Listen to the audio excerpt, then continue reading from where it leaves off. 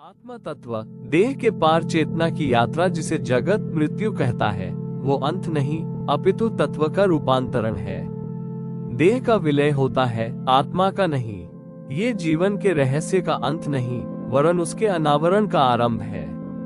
आत्मा जो न जन्म लेती है न मरती है, वो शाश्वत और अविनाशी है। जैसे दीपक के बुझने से प्रकाश समाप्त नहीं होता, केवल अपने स्रोत में विलीन हो जाता है, वैसे ही देह के शांत होने पर चेतना अपने सूक्ष्म स्वरूप में लौट जाती है। प्रस्थान का सिद्धांत मृत्यु के क्षण में आत्मा का प्रस्थान कोई क्रिया नहीं, ऊर्जा का स्वतः निर्धारण है।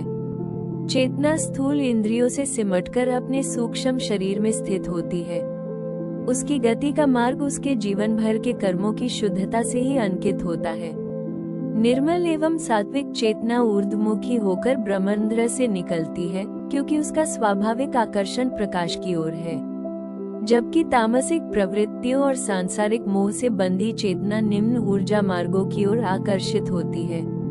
कर्म ही मार्ग का नियमता है। देह मुक्त होने पर आत्मा का प्रथम बोध द्वैत का होता है। मैं शरीर नहीं, पर मेरा अस्तित्व है।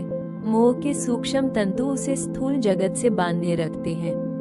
ये प्रेत अवस्था कोई लोक नहीं, बल्कि आसक्ति में उलझी हुई चेतना की एक स्थिति है। इस अवस्था में वो स्थूल जगत को देख सकती है, पर संवाद नहीं कर सकती, क्योंकि वाणी और शब्द स्थूल देह के गुण हैं, आत्मा के नहीं।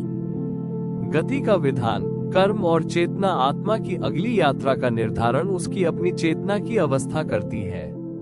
गीता का वचन है, अंतकाले च मामेव स्मरण मुक्त्वा कलेवरम यह प्रयाति स मद्भाव याति नास्त्यत्र संशय, अर्थात अंतिम क्षण का स्मरण मात्र एक विचार नहीं, अपितु संपूर्ण जीवन की साधना का सार है।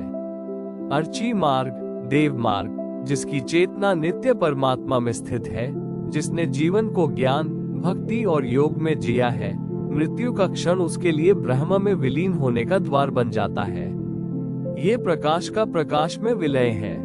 ऐसी आत्माएं सूर्य की रश्मियों के मार्ग से ब्रह्मलोक की ओर अग्रसर होती हैं। धूम मार्ग, पितृ मार्ग, जो आत्माएं सांसारिक इच्छाओं, कामनाओं और कर्म फल में बंधी होती हैं, वे धूम मार्ग से पितृलोक या पुनर्जन्म के चक्र की ओर लौटती हैं। ये दंड नहीं, बल्कि अधूरे कर्मों और इच्छाओं को पूर्ण करने का अवसर है।